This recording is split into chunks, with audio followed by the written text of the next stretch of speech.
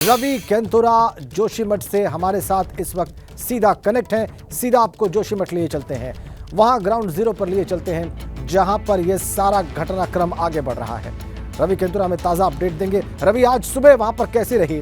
क्योंकि वहां पर बर्फबारी और बारिश की भी अपडेट थी, ऐसी भी खबरें थी कि वहां पर मौसम खराब होगा और बर्फ गिरेगी, बारिश होगी। तो क्या ऐसा हुआ है? और अगर ऐसा हुआ है तो फिर कैसे वहां पर रेस्क्यू का काम चल रहा है? जी बिल्कुल, देखिए यहाँ पर बर्फबारी काफ़ी हुई है, लेकिन हालांकि अभी कुछ चटक धूप जो है जोशीमठ शहर में आप देखने को मिल सकती है। लेकिन जो ऊपरी इलाके हैं वहाँ पर काफ़ी बर्फबारी हुई थी और यही वजह थी कि जो यहाँ पर दिक्कतें हैं वो बढ़ सकती हैं। मैं इस वक्त जो है इसी नरसिंह मंदिर में भी इस वक्त मौजूद हूँ, जहाँ पर आज मुख्यमंत्री आए और अपने दिन की शुरुआत की और यहाँ पर पूजा अर्चना की, गौ माता की पूजा की, भगवान नरसिंह की पूजा की और यहीं से जोशीमठ शहर के अस्तित्व को बचाने के लिए भगवान से प्रार्थना भी की। इसके बाद मुख्यमंत्री अब अपनी बैठकों का दौर शुरू कर चुके हैं। क्या आप मुद्रा लोन के लिए दर्जनों बैंक जाकर थक चुके हैं? आसानी से 10 लाख मुद्रा लोन कैसे प्राप्त करें सीखना है तो फ्रीडम ऐप को अभी डाउनलोड करें।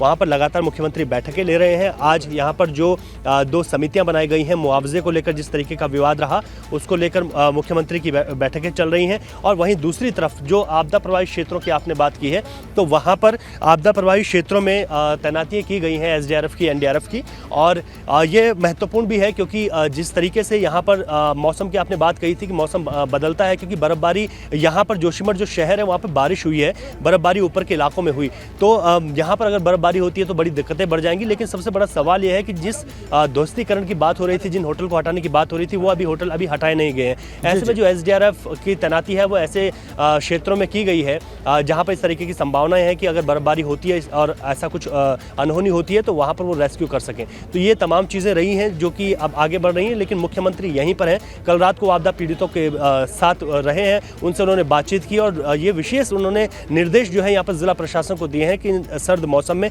लोगों को ज़्यादा दिक्कतें नहीं होनी चाहिए। तो ये कुछ इस तरीके की स्थिति अभी जोशीमठ में बनी हुई है। जो दरारें हैं और ये तो तमाम चीज़ें हैं, इनका जो सिलसिला है वो कुछ कम होने की बात भी प्रशासन की ओर से की गई है।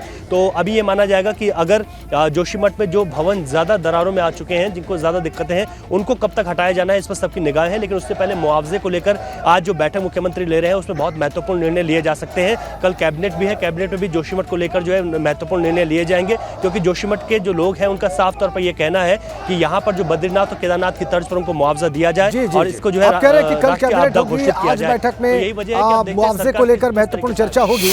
लेकिन रवि, मुआवजे को लेकर और मुआवजे के मूल्यांकन को लेकर लोगों में गुस्सा है, लोग असंतुष्ट हैं और अभी हमें कुछ नारेबाजी की भी आवाज आई वहां पर। क्या आपके आसपास ऐसा कुछ घट रहा है? क्या आपके आसपास असंतुष्ट, नाराज लोग हैं वहां पर? और अगर ऐसा है तो तस्वीरें दिखाएं हमें।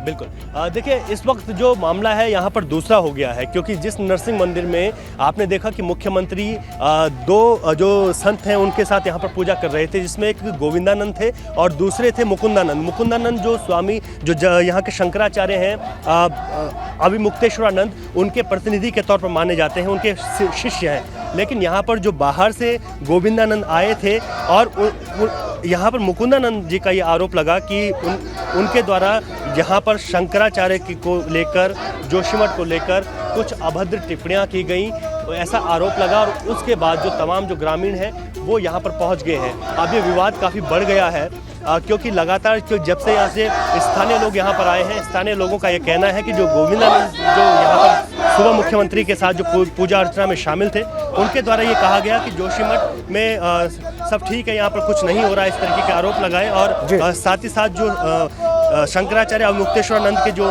प्रतिनिधि हैं मुकुंदानंद, वो काफ़ी और बेहद नाराज़ आए। अब स्थिति ये हुई कि लोग यहाँ पर पूरी तरीके से नाराज़ हो गए हैं और मुर्दाबाद के नारे यहाँ पर लग रहे हैं। अच्छा, हुआ क्या है, कहाँ से आप लोग बताइए? आप लोग सब नारे लगा रहे हैं, कोई बता भी दीजिए। जी देखिए, एक बाबा आते हैं यहाँ पर, सुबह तक ठीक ठाक चलता रहता है, मुख्यमंत्री जी के साथ पूजा में बैठते हैं, सब चीज़ ठीक ठाक है। लेकिन वापस आकर वो जो इतनी त्रासदी इस समय जोशीमठ में आई हुई है, वो जोशीमठ के लोगों को अपशब्द कहते हैं, शंकराचार्य जी को अपशब्द कहते हैं और जोशीमठ के पुजारियों को, यहाँ के आचार्यों को अपशब्द कहकर निकल जाते हैं और लोगों के साथ अभद्र व्यवहार करते हैं। तो हम चाहते हैं ऐसे फर्जी जो विषय बाबा थोड़ा यहाँ पर अलग लाए है, गए हैं, लेकिन जिनके लिए आप लेकिन देख लोगों सकते में हैं गुस्सा कितनी बहुत पुलिस है लगाई। रवि, और ये विषय अलग है। ये वहां पर जो अंदर की जो बातें हैं पूजा पाठ को लेकर, बयानों को लेकर, उसको लेकर गुस्सा प्रतीत होता है। ये आपके पास वापस आएंगे, आप हमारे साथ लगातार जुड़े रहिए रवि।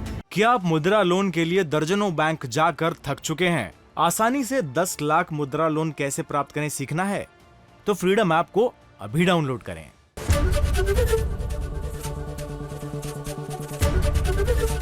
एबीपी गंगा, खबर आपकी, जुबान आपकी।